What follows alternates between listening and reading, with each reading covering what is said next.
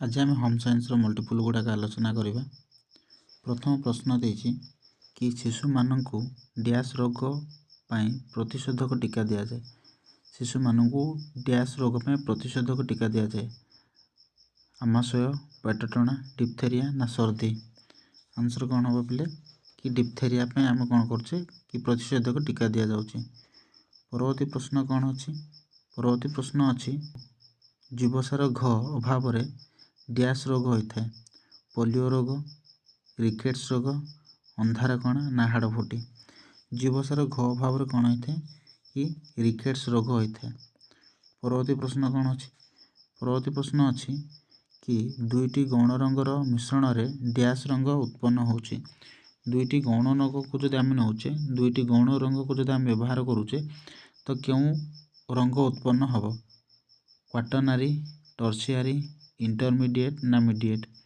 तेणु सठिक आंसर कौन हम कि टर्शियरी रंग तैयारी हेबो। रक्त दाग को डैश रे बुड़ाइबा उचित। ऑप्शन देछि गरम जल रे, ऑप्शन तापर देछि ठंडा जल रे, साबुन जल रे ना खर जल रे। तेणु कौन हम रक्त दाग को आम ठंडा जल रे बुड़ाइबा उचित। नील और मंड धला कपड़ा रे डैश करी देबा उचित। कौन करवा? अलगा करवा उचित, एकाठी करवा उचित ना जमा नुहे ना बहुत पानी मिसई देवा दरकार। तेणु कौन हम नील और मंड धला कपड़ा रे कौन करा जाउछि एकाठी करवा उचित। परवर्ती प्रश्न देछि कि शिशु टीकू माँ क्षीर डैश समय देवा उचित। अर्थात शिशुटी को माँ क्षीर क्यों समय देवा दरकार? जन्म होगा संगे संगे, 48 घंटा पर, 7 दिन पर ना आदौ देवा नहीं। तेणु कौन हम जन्म होगा संगे संगे कौन करवा ताको आम माँ क्षीर देवा दरकार।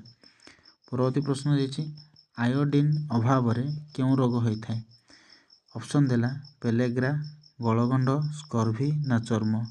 तेणु कौन हम कि आम आयोडीन अभाव गलगंड रोग होता है।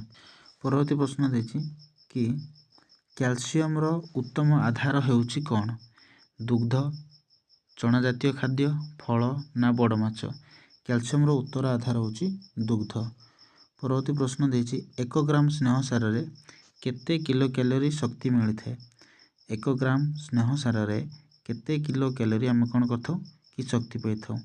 4, 6, 9 ना 12। तेणु कौन हम कि 9 किलो कैलोरी। तापर देख पुष्टिसार शब्दटी को जो आम देखा এটা गोटे ग्रीक शब्द क्यों आसी?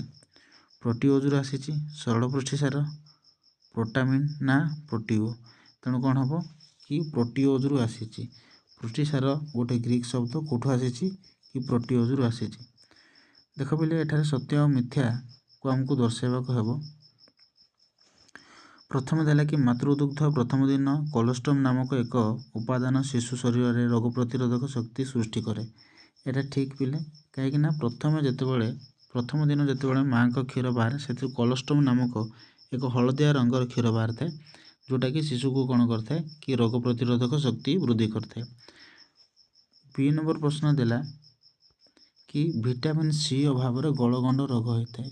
एटा भूल पिले गलगंड रोग कथा जदि कहबा ताल आयोडीन अभाव होची।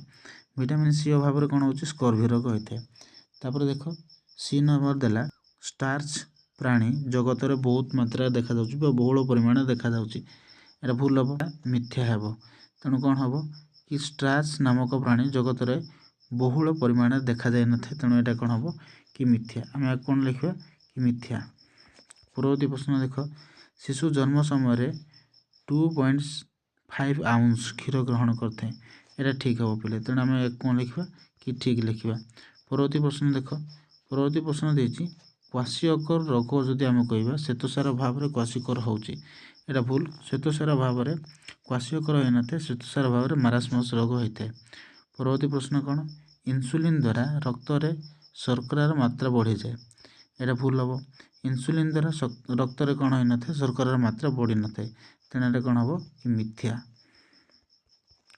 परवर्ती प्रश्न देख माँ कसदिया बा हलदिया क्षीर शिशुर रोग प्रतिरोधक शक्ति वृद्धि करे। एटा ठीक हम। परवर्ती प्रश्न देछि कि रक्त जमाट बांधे जीवसार के भूमिका रही। ठीक पिले कि के कौन करते कि रक्त जमाट बांधे साहाय्य करते। ପରବର୍ତ୍ତୀ ପ୍ରଶ୍ନ ଦେଇଛି କି ମୋନୋକ୍ରୋମାଇଟ୍ସ ମେଳରେ ଗୌଣ ରଙ୍ଗ ବ୍ୟବହୃତ ହୋଇଥାଏ। ନାଇଁ ପିଲେ, ମୋନୋକ୍ରୋମାଇଟ୍ସ କହିଲେ ମୋନୋ ମାନେ ଏକ, ସେଥିପାଇଁ ମୋନୋକ୍ରୋମାଇଟ୍ସ ମେଳରେ କ'ଣ ହୋଇନଥାଏ, ଗୌଣ ରଙ୍ଗ ବ୍ୟବହୃତ ହୋଇନଥାଏ ବା ଗୌଣ ରଙ୍ଗ ଆମେ ପାଇପାରିବା ନାହିଁ ମୋନୋକ୍ରୋମାଇଟ୍ସ ମେଳରେ। ଓକେ, ପରବର୍ତ୍ତୀ ଦେଇଛି କ୍ଷୁଦ୍ରାନ୍ତ ଦୁଇ ଭାଗରେ ବିଭକ୍ତ କରାଯାଇଛି। କ୍ଷୁଦ୍ରାନ୍ତକୁ ଦୁଇ ଭାଗରେ ଭାଗ କରାଯାଏ ନାହିଁ। ପରବର୍ତ୍ତୀ ପ୍ରଶ୍ନ ଦେଇଛି ମାତୃ କ୍ଷୀରରୁ ସଞ୍ଚାରିତ କଷାଳିଆ କ୍ଷୀରରେ ଡ୍ୟାସ୍ ନାମକ ତରଳ ପଦାର୍ଥ ଥାଏ। Amino acid, glucose, fatty acid ନା କୋଲେଷ୍ଟ୍ରମ୍। ତେଣୁ ଆନ୍ସର କ'ଣ ହେବ ପିଲେ, କୋଲେଷ୍ଟ୍ରମ୍। ପରବର୍ତ୍ତୀ ପ୍ରଶ୍ନ ଦେଇଛି କି ଶିଶୁ ଦୈନିକ ଡ୍ୟାସ୍ ଥର ଖାଇବା ଉଚିତ। ଅପସନ୍ କ'ଣ ଥିଲା, 2 ଥର, 5 ଥର, 6 ଥର ନା 8 ଥର। ତେଣୁ କ'ଣ ହେବ, 6 ଥର। ବେସିନ୍ ଟୀକା ଡ୍ୟାସ୍ ରୋଗରୁ ରକ୍ଷା କରିଥାଏ। ଆମେ ଯେଉଁ ବେସିନ୍ ଟୀକା ଯେଉଁ ଦିଆଯାଉଛି ଏଇଟା କେଉଁ ରୋଗରୁ ରକ୍ଷା କରୁଛି। ଅପସନ୍ ଦେଇଛି ପୋଲିଓ, ଟାଇଫଏଡ଼୍, କଲେରା ନା ଗାଲୁଆ। ବେସିନ୍ ଟୀକାକୁ ଯଦି ଦେଖିବା ତାହେଲେ ଏଇଟା ଆମ ପୋଲିଓ ରୋଗରୁ ରକ୍ଷା କରିଥାଏ କିଏ, ବେସିନ୍ ଟୀକା। ପରବର୍ତ୍ତୀ ପ୍ରଶ୍ନ ଦେଇଛି କି ପ୍ରାଣୀଜ ପୁଷ୍ଟିସାରରେ ଅଧିକ ଡ୍ୟାସ୍ ଥାଏ। ପ୍ରାଣୀଜ ପୁଷ୍ଟିସାରରେ ଅଧିକ କ'ଣ ଥାଏ, ଅପରିହାର୍ଯ୍ୟ ଆମିନୋ ଏସିଡ୍, ଅପରିହାର୍ଯ୍ୟ ଆମିନୋ ଏସିଡ୍ ନା ଭିନୋଲିକ୍ ଅମ୍ଳ ନା ଆର୍ବିକ୍ ଅମ୍ଳ। ତେଣୁ କ'ଣ ହେବ, ଅପରିହାର୍ଯ୍ୟ ଆମିନୋ ଏସିଡ୍ ଏଠାରେ ବହୁତ ମାତ୍ରାରେ ଥାଉଛି ପିଲେ। ପରବର୍ତ୍ତୀ ପ୍ରଶ୍ନ କ'ଣ ଥିଲା, ପରବର୍ତ୍ତୀ ପ୍ରଶ୍ନ ଦେଲା ଅନ୍ତତଃ ବା ଦୈନିକ ଅନ୍ତତଃ ଡ୍ୟାସ୍ ଗ୍ରାମ ଉଦ୍ଭିଦ ତୈଳ ଖାଇବା ଉଚିତ। ଦୈନିକ ଅନ୍ତତଃ ଡ୍ୟାସ୍ ଗ୍ରାମ ଉଦ୍ଭିଦ ତୈଳ ଖାଇବା ଉଚିତ। ଅପସନ୍ ଥିଲା 10ରୁ 15, 15ରୁ 20, 20ରୁ 25 ଆଉ 25ରୁ 30। ତେଣୁ କ'ଣ ହେବ କି 10ରୁ 15 ଆମେ ଦୈନିକ 10ରୁ 15 ଗ୍ରାମ କ'ଣ କରିବା କି ଉଦ୍ଭିଦ ତୈଳ ଜାତୀୟ ଖାଦ୍ୟ ଖାଇବା ଦରକାର। ପରବର୍ତ୍ତୀ ପ୍ରଶ୍ନ ହେଇଛି ଡ୍ୟାସ୍ ଅଭାବରେ କେରାଟୋମାଲେସିଆ ହୋଇଥାଏ। ଜୀବସାର କ, ଜୀବସାର ଖ, ଜୀବସାର ଗ ନା ଜୀବସାର ଘ। ତେଣୁ କ'ଣ ହେବ, ଜୀବସାର କ। ଡ୍ୟାସ୍କୁ ଆତ୍ମହତ୍ୟା ଥଳି ବୋଲି କୁହାଯାଏ। ରାଇବୋଜୋମ୍, ମାଇଟୋକଣ୍ଡ୍ରିଆ, ଲାଇସୋଜୋମ୍ ନା ନ୍ୟଷ୍ଟି। ତେଣୁ ସଠିକ୍ ଆନ୍ସର କ'ଣ ହେବ ଏହାର କି ଲାଇସୋଜୋମ୍ ଯେଉଁଟା ରହିଲା, ଲାଇସୋଜୋମ୍ କ'ଣ କହୁଛି କି ଆତ୍ମହତ୍ୟା ଥଳି ବୋଲି କୁହାଯାଉଛି। ପରବର୍ତ୍ତୀ ପ୍ରଶ୍ନ ଦେଖ, ପରବର୍ତ୍ତୀ ପ୍ରଶ୍ନ ଦେଇଛି ଖାଦ୍ୟରେ ରାସାୟନିକ ପ୍ରକ୍ରିୟାକୁ ଡ୍ୟାସ୍ କୁହାଯାଏ। ହାଇଡ୍ରୋସିଲିସିସ୍, ଡାଇଲିସିସ୍, ଅନାବ। ଆନ୍ସର କ'ଣ ହେବ କି ହାଇଡ୍ରୋସିଲିସିସ୍ ବୋଲି କୁହାଯାଉଛି। ପରବର୍ତ୍ତୀ ପ୍ରଶ୍ନ ଦେଇଛି କି ଅମ୍ଳ ଦ୍ୱାରା ଡ୍ୟାସ୍ ବସ୍ତ୍ର ନଷ୍ଟ ହୋଇଥାଏ। କାର୍ପାସ୍ ଓ ଲିନେନ୍ ବସ୍ତ୍ର, ରେଶମ ବସ୍ତ୍ର, ପଶମ ବସ୍ତ୍ର ନା ମଧ୍ୟରୁ କୌଣସି ନୁହେଁ। ତେଣୁ କ'ଣ ହେବ, କାର୍ପାସ୍ ଓ ଲିନେନ୍ ବସ୍ତ୍ର। ପରବର୍ତ୍ତୀ ପ୍ରଶ୍ନ ଦେଖ, ଡ୍ୟାସ୍ ଦ୍ୱାରା ବସ୍ତ୍ରର ସୌନ୍ଦର୍ଯ୍ୟ ନଷ୍ଟ ହୁଏ। ଦାଗ, ଇସ୍ତ୍ରୀ, ନୀଳ ବା ଧୋତି। ତେଣୁ କ'ଣ ହେବ, ଦାଗ ଦ୍ୱାରା ବସ୍ତ୍ରର ସୌନ୍ଦର୍ଯ୍ୟ ନଷ୍ଟ ହେଉଛି। ଦେଖ ପିଲା, ପୁଣି ଥରେ ଠିକ୍ ଆଉ ଭୁଲକୁ ଦର୍ଶାଇବା। ପ୍ରଥମ ପ୍ରଶ୍ନ ଦେଖିଛି, ପ୍ରଥମ ପ୍ରଶ୍ନ ଦେଲା BCG ଟୀକା ଶିଶୁକୁ ପୋଲିଓ ରୋଗରୁ ରକ୍ଷା କରିଥାଏ। BCG ଟୀକା ଯେଉଁଟା ରହିଲା ପିଲା ଏଇଟା ଯକ୍ଷ୍ମା ରୋଗରୁ ରକ୍ଷା କରେ, ପୋଲିଓ ରୋଗରୁ ନୁହେଁ।